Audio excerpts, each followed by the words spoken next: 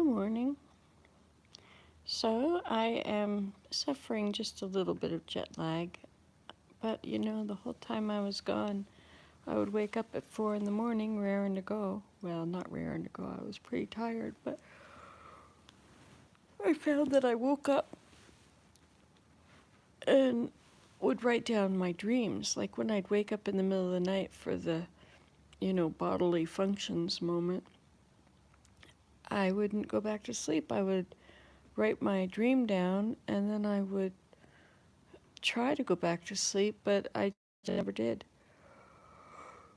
Oh, so today was probably no different. I woke up at probably 7, and I mean, that's 4 back in the Western time. Good morning, and a thumbs up, too. Nice to see you. Anyway, so I'm downstairs. Oh, orientation locked. Oh, I guess I've got it on longwise. Whatever. I'm trying to upload those videos from, oh, good morning, second person. I tried to upload the videos from that gondola ride. It's like a 9-minute video, but my son and family are all talking, and I can't upload their conversations, so I have to put it to music instead. And I don't really know how to do that and have just the video. So, um, yeah, this keeps telling me the orientation is locked if I move it the slightest bit sideways like that. Anyway, I've been trying to write these dreams down, and I had a dream last night, and there was this body of water, and I guess it was outside, kind of in an open area with ground around it, and it was small, like a swimming pool or something, and it was kind of round, and we were trying to do something with it, like get across it or something, and I can't really figure out what we were trying to do there. But as soon as I called it a pond or a pool, my memory was all gone. One of you said that you draw your dreams. And I was thinking of that. All my dreams seem to be set in a little village now, with old houses along the road, and not too far back from the road. And there seems to be these 2 buildings that Willem and I built. Of course, we don't build buildings together, and really don't build buildings at all. But anyway, there were 2 houses that we built, and the first one I never finished the side of it, or the roof, and part of it had rotted because I hadn't finished it, which is sort of typical of me. But I have learned not to do things myself now. I am going to have one of those suspension bridges. I figured out how to do it, and I took pictures so I could show an engineer of some sort how to do it, and they can figure it out.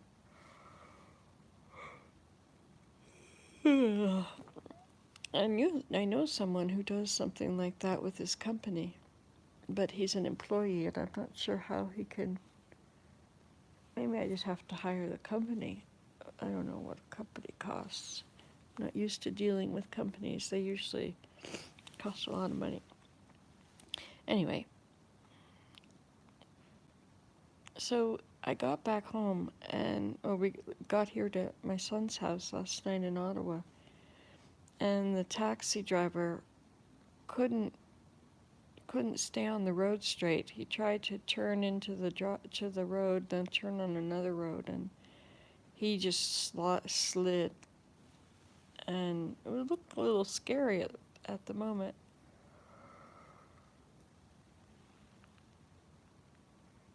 Oh, but this morning it's supposed to be warmer at home. It's supposed to go up to 12.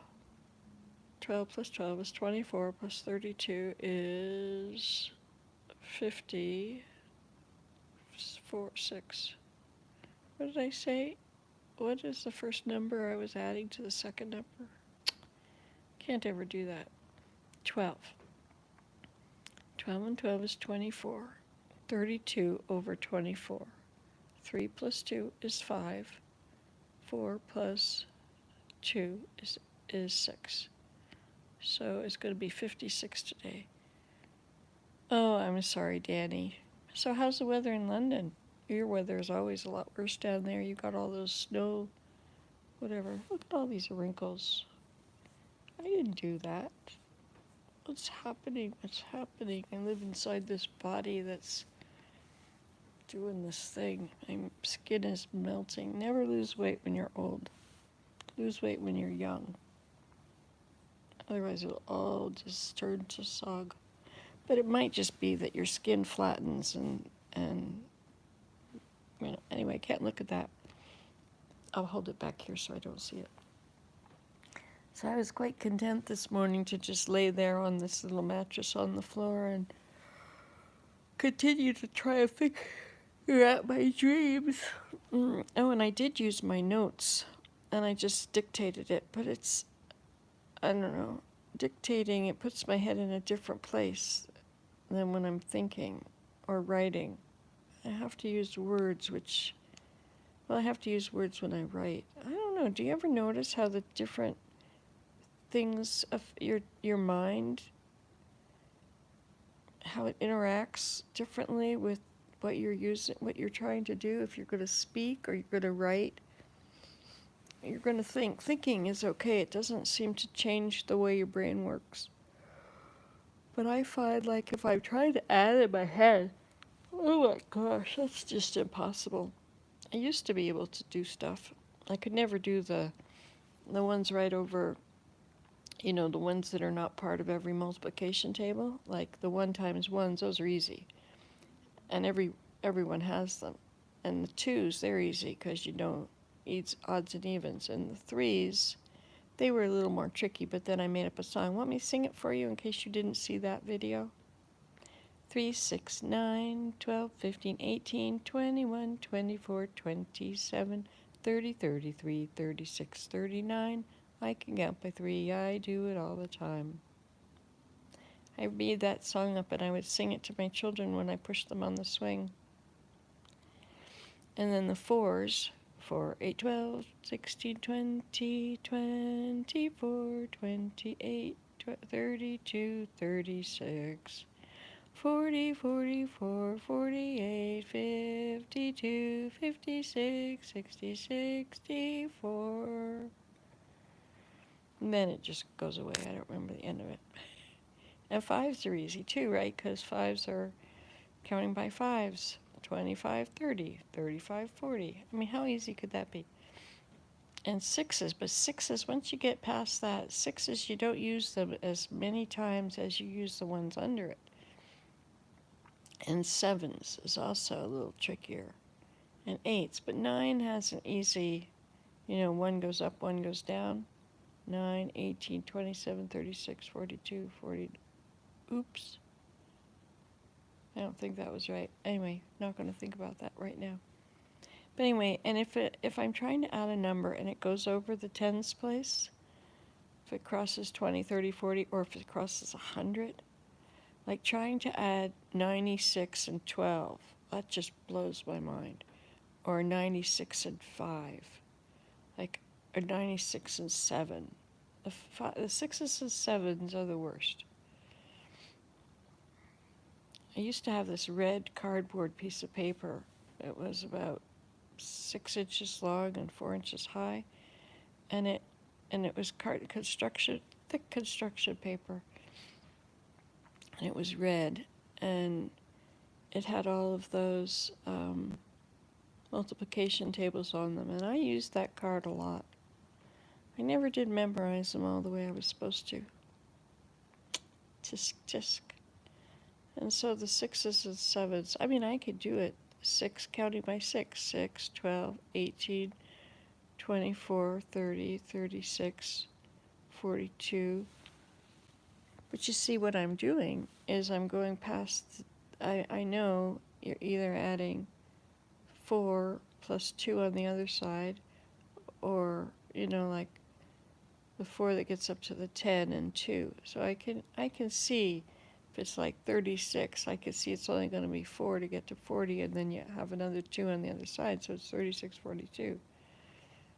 And 42 plus 6, well, 6 and 2 is 8, so those aren't too bad, and they're all even numbers. But sevens are odd numbers, and so every other number is an odd number, right? 7, 14, 21. See, and you've got prime numbers there, right? 7, seven's not prime. It's 7, 14, 21, 28. So 21 to 28 is easy because 7 and 1, that's easy. But 28 plus 7, like 8 and 7 is 15, right? I always have to check. 7 and 7 is 14 and 1 is 15. So 7 and 8 is a little more tricky because you're going to then go over the tens. Are you with me here on this? The way my mind wanders along. So yesterday was Flying Day. Flying days are really cool. It's a whole new experience, Flying Day, you have whatever seat you're in. You could be crowded, or you could have more room, or you could be spacious. But whichever it is, you have a view out the window, or you can get up and walk. So you have those two choices. And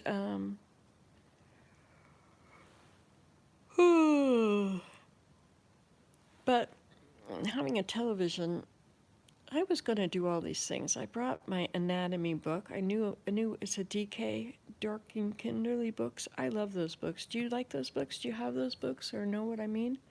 They have lots of pictures and few words. I've always been a lots of picture and few words kind of person. If a book is all words, it's like, ugh.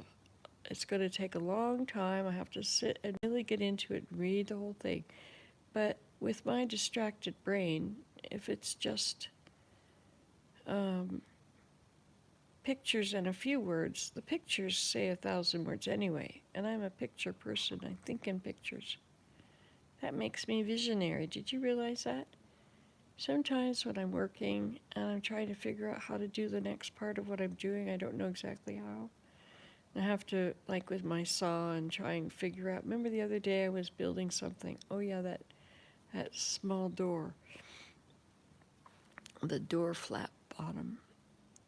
Anyway, and I couldn't really figure it out, and so, but then I get a picture in my head. Like I'll often pray, just a little prayer, like, what do I do next? And I'll get a picture, and I just look at the picture, and I know that's the answer, and I do what the picture was.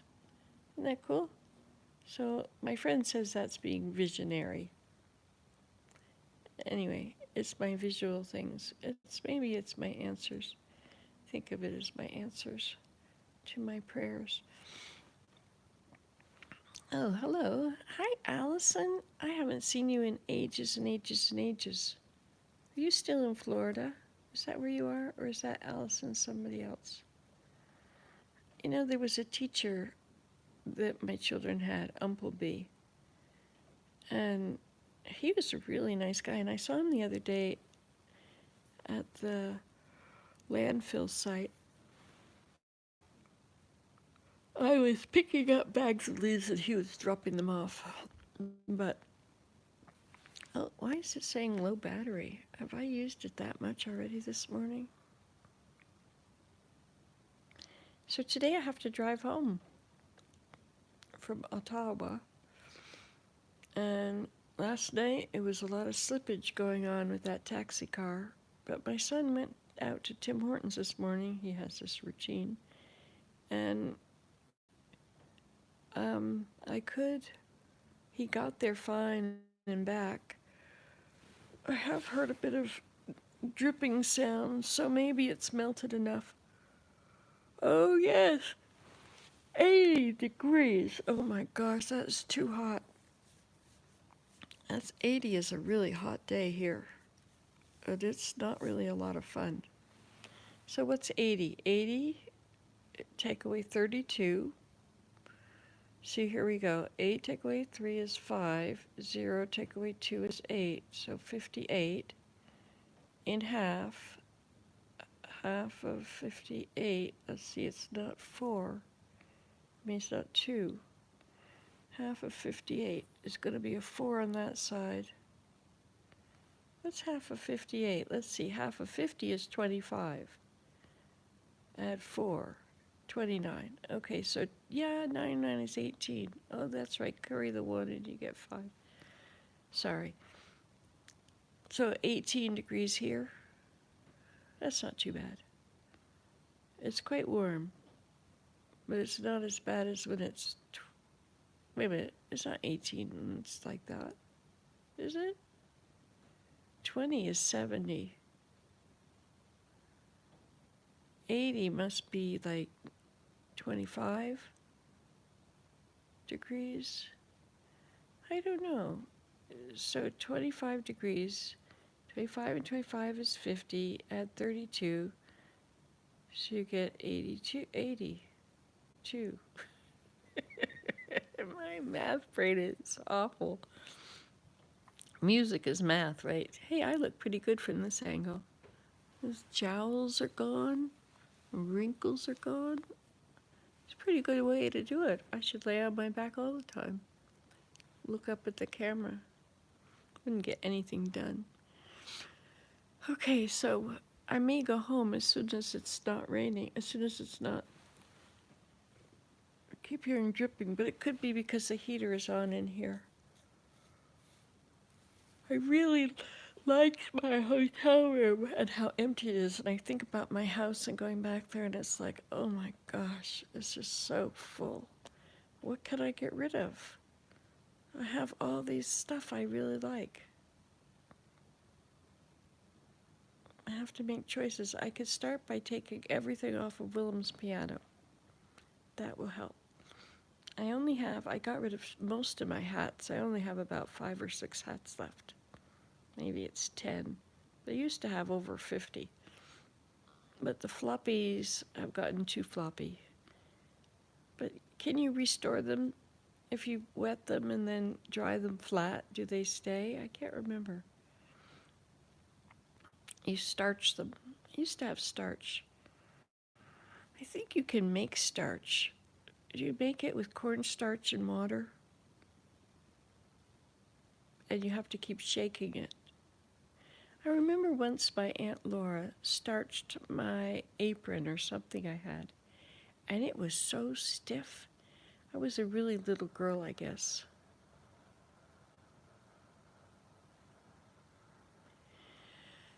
So there's been a lot of crazy weather happening. Like I heard about Kentucky and this tornado that stayed on the ground for 200 miles. That's a pretty long time. That did a lot of damage, eh? And now, yesterday was it? There's another storm from Omaha to all through Kansas. Huge windstorm, but Kansas is pretty flat. And with fields, I guess the fields would have been harvested by now. Unless they have winter wheat. But did it do a lot of damage? What cities are in Kansas? Do you know in Canada we only really have 10 cities? Those are the 10 major cities, and of them only, I don't know, 4 or 5. Like there's Halifax, but that's not really very big, and Montreal and Toronto. Kitchener's getting bigger, but it's not that big. And what's the other one? Then there's Vancouver and Calgary. I don't know how big Edmonton is. But there's just not a lot of cities in Canada. We got a lot of nature, a lot of farms, a lot of woods. But the snow line is not at the border. People come across the border and they think everything is going to be teepees and Indians and not Indians. What do we call everybody? It's not Inuit. They live in none of it. Natives, Native Americans. No, we're not America. Native Canadian, First Nations. That's right. The First Nations are indigenous people. You know, in Squamish, where we were the other day, there are, they have been there for 2,500 years. The same group of people. They have not been, of course, you know, after Confederation, when Canada became a country, it was, I'm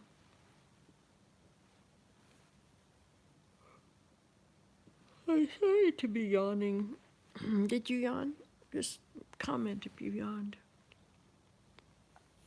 Um, After Confederation, I started these residential schools to try and beat the Indian out of the people.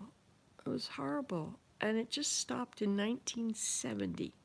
1970. So everybody out there that's my age went to residential school. And they were horrible to them. They're now uncovering these mass graves beside all of the residential schools, like 100 children beaten to death or starved, or just horrible, you know? They wouldn't let them speak their own language. But they found the kids would tell each other to be bad, because if they were bad, they wouldn't be altar boys. And so then they wouldn't be sexually abused. That was the only way to be safe, was to be bad. But then you got beaten. And you weren't allowed to talk to your language. You weren't allowed to ever see your parents. So can you imagine your children, all your school-aged children being taken away from you and sent to this place where they're going to eliminate any memories they have of you or your ways of doing things? Like, this is horrible. And this is Canada. Canada is supposed to be such a civilized, nice place. Anyway, Indigenous, how did you get yourself go? Oh, I don't ever drink coffee. I'm not a coffee person. I'm not addicted, so I don't. If you're addicted, you have to have it. But if you're not addicted, you have energy and you can just do things all the time. And you just sit down when you're tired, you know. I think a lot of people want their coffee at 3 in the afternoon because that's when they run out of energy. But, you know, you sit down for a few minutes and then you can go again. Sometimes the walking was hard on this trip, mostly because I was lugging things around. Because there would be times when you would have nothing to do and other people would be busy, like if we were in a museum. When my back would start hurting from standing, I would have to sit. And so I need my little chair that's this folding up thing that just, it's tied together with a little string across like that.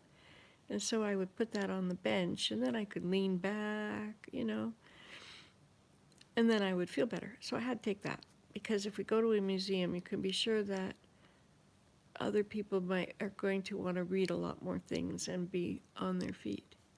I'm in Ottawa. I just got back from Vancouver, which is north of Seattle. It's on the west coast of Canada, just above the border. And now I'm in Ottawa, which is it's just in between the Great Lakes. I think it's about 4 hours from Syracuse, maybe. 4 hours north of Syracuse. I don't really know. I don't live here, so I'm not sure, but my son lives here, so. We got home last night. We flew all day. We left the I call it an apartment. It was such a nice room. It was so small, and there was so many drawers, and everything I had could go in a drawer, and all the surfaces were clean. It was really nice. Anyway, but we left, and there was my beautiful view of the ocean, or not the ocean, it was the Strait of Georgia, or it was Cole Harbor, and I'm not sure what that was called there, but there's a lot of water coming in. It's like almost like the deltas, but you know, all these fingers, and some of them had rivers going out, but most of them were just inlets. And across from our inlet was North Vancouver, which was on the base of the mountain slope. And then the mountains went up, and then behind them they went up higher. And then in Squamish, they went way high. And we took a gondola up, and it took 10 minutes of the gondola going up. It doesn't sound like much time, but you keep going and going and going, and you think you're probably at the top now, and then you're only halfway. It was really cool. I made a lot of shorts. But if it's 10 minutes long and a short is 15 seconds, that's 40. Look at that math. 10 times 4, I got it. 4 15s in a 60, I know that because of the clock. But so there's going to be 40 of them, but there's 20 right now, and I seem to feel like there's this part that I missed. I skipped over because I would take the movie, a video, and I would do 15 seconds. I would watch it. But first of all, you have to choose the music, and so I would choose It's Beginning to Look a Lot Like Christmas, because it was no snow at the bottom, and by the time we got up there, it was 2 feet deep. It was incredible. What an experience. And oh my gosh, we were so high up over everything, over the tops of these towering trees. I mean, these trees are tall, not like in Ontario where they fall over when they get to be 40 feet high. 40 feet high tree is pretty tall here. But this is in BC, which is like north of the redwoods and all that. They have these red cedar. Oh, I got this book, and it's called Cedar. I already have a copy of it at home, but I couldn't tell if I really had it, if there's been changes in it. And I don't remember perfectly, so I bought another copy. So I'll have to give one copy away because I'm supposed to be de-junking, but I don't want to de-junk those books. I can mark one up.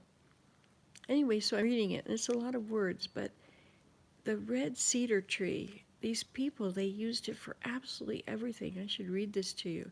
It's like the baby was born in the woods and put on a cedar mat. And then after the newbornness was over, like the birth, afterbirth and all that, when that was over, then they were put in a cedar basket, which was lined with cedar shavings, not like really mashed up cedar fiber, so it was really soft, which would act as a diaper. And they would be covered with a cedar blanket, which was also made of the cedar bark with the fibers. And then it just went on about everything in the person's day. The house was built with cedar. The furniture was made of bent cedar, had bent cedar boxes, and everything that they used was made from cedar. I love cedar bark, and because I now know for $20 I can get a whole trailer load full of cedar slab, when you make a round log into a rectangle log, you got all these curved edges that have to go. You like my design? That's the curved edge over the square. And there's a curved edge over every part of the square. And so all those slabs, they're like 12 feet long, 10 feet long, 8 feet long. Most of the ones I get are 10 feet long. And that's a long piece of bark. My battery is still low. I wonder if it's going to turn off. Oops. Going down. That's what the elevator would say. Every time we get in the elevator, say, going up. Then we get out, and it would say, going down. Going up. Going down. So I had to repeat it every time. Yes, you need me to plug in your IV, don't you? Because you're going to run out of energy. It'll be like coffee for you. But I don't know where my cords are, and I really don't want to get up. So when this ends, it's over. That'll be it. It'll just be over. So I'll say goodbye now, but I'll stay until it ends, which is probably 10 minutes or more. Anyway, I really like Flying Day. Did you know that when you're in an airport, any door you go out of, any gate, you have this piece of paper, and according to what the piece of paper says, which has money paid behind it, but according to what this piece of paper says, any door, pick door number 1, door number 2, door number 300, and you go to any different part of the world. So it's like a hub of all the world. So it's not limited in space. And time, your watch, doesn't matter what your watch says because it's not going to make any difference soon. It's going to be wrong. And so you're in a place of timelessness and spacelessness. And then the people, and the cultures, and nobody is from the same place. Everybody is from anywhere. I have this thing I do. Whenever I see people that are cleaning up, janitors or people, I am so grateful because have you ever been in a bathroom where the toilet paper doesn't come out very well and there's ripped pieces all over the floor? Like, it's like a really terrible place when it looks like that. But then we have these miracle workers who just show up and all of a sudden it's a beautiful place again. And if it were not for those people, our experiences in the airport would be so bad. There would be trash all over the floor. There would be spills and dirt on the walls. It would just be a filthy, filthy place. And I don't know if you do it or not, but really, you should be very grateful for janitors. Janitors in the schools, janitors in outside in the parks and in the airport and in hotels, room cleaners, all these people, like they give the world order and cleanliness. And they give us the opportunity to do other things. Have you ever been in your house when there's so much crap on the floor you just have to stop and pick it all up because you're just going to trip?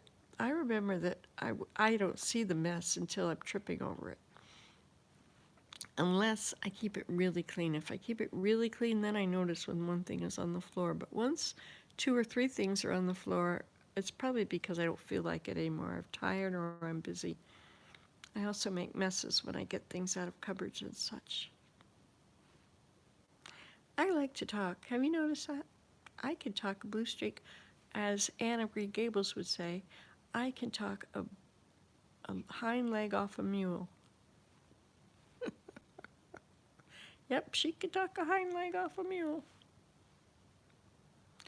Look at that. There's 6 of you and 8 thumbs ups. Aren't you guys sweet? You're well trained. Who would think of doing that if somebody didn't tell people to do that? I'm going to have to go. What time is it anyway? It's 9:15. Wow.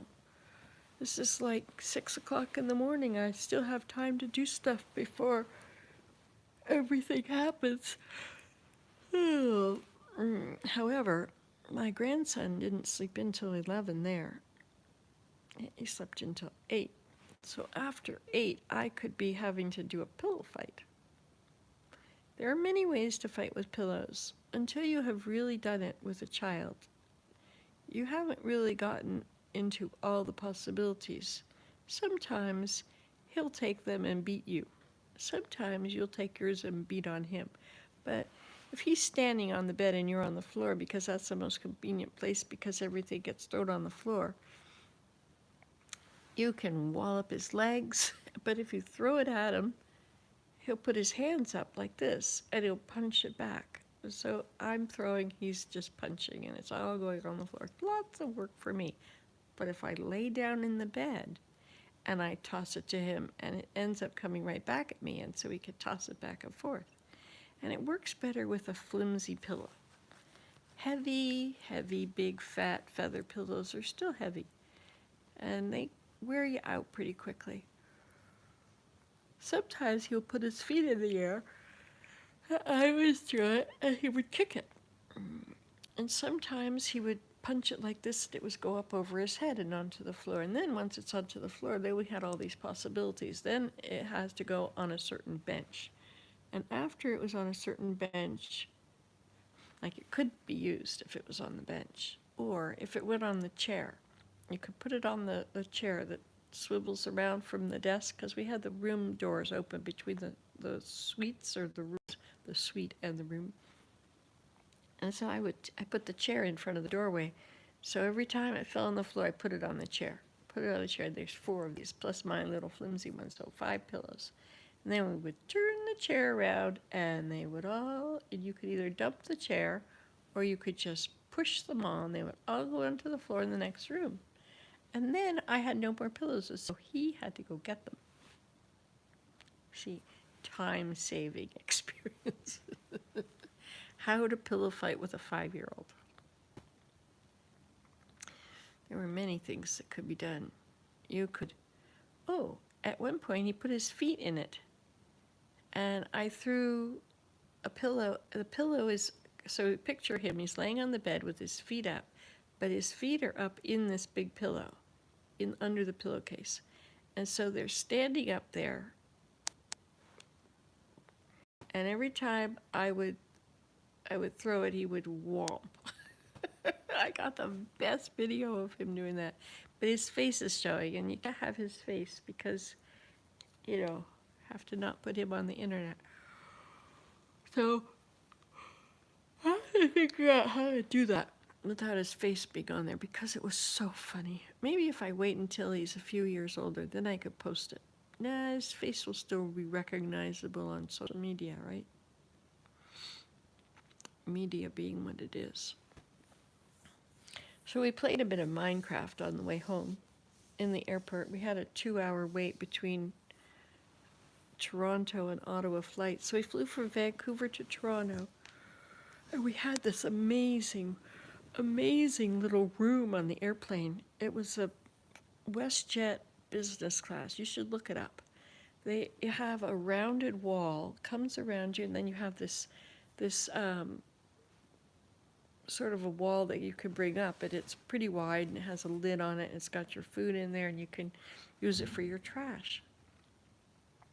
And then in front of you, there's the other side of the curved wall. No, it's the back of the other chair, so it's curved out like that, but it goes around, so it's like an S shape. And in the deep S, you've got your computer, your screen. But if you want to watch the flights and you want to watch a movie, forget it. It doesn't seem to work. Like the flight path. I love looking at the flight path. And last night we went over Calgary and Lethbridge, and you could see.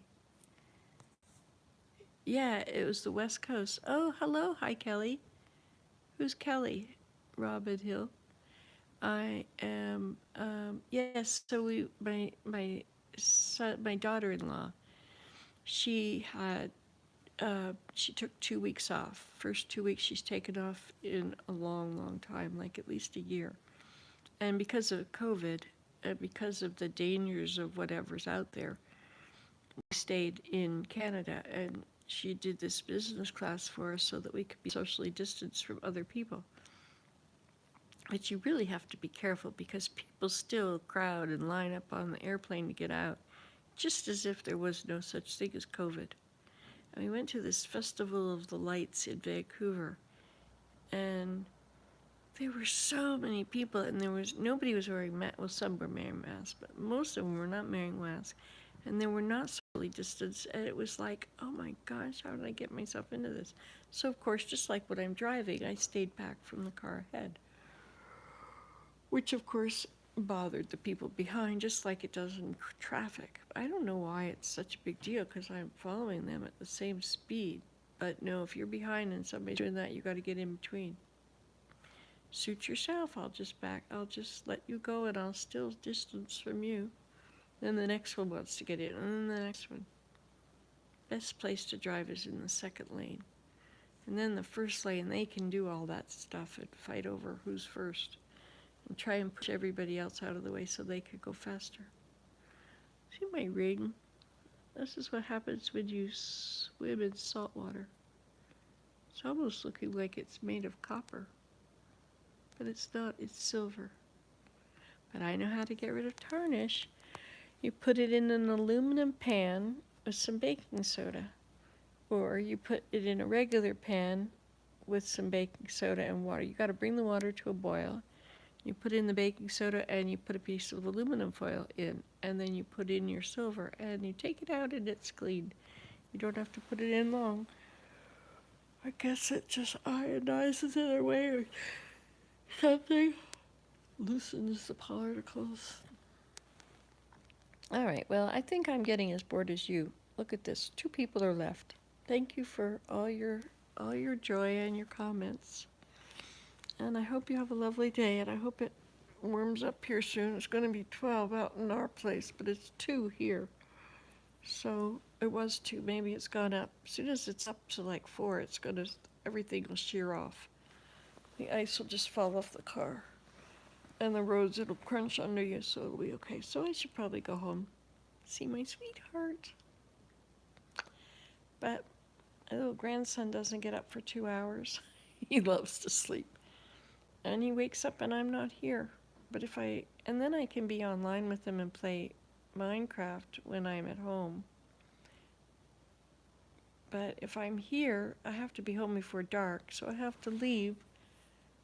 Like it gets dark at 4, so I should leave at 2 or something. So that I'm only with him for a while. He wants to have a pillow fight. I could go up and throw pillows on him while he's asleep. I could place lots of pillows on him, and then I could put a note that says, ha ha.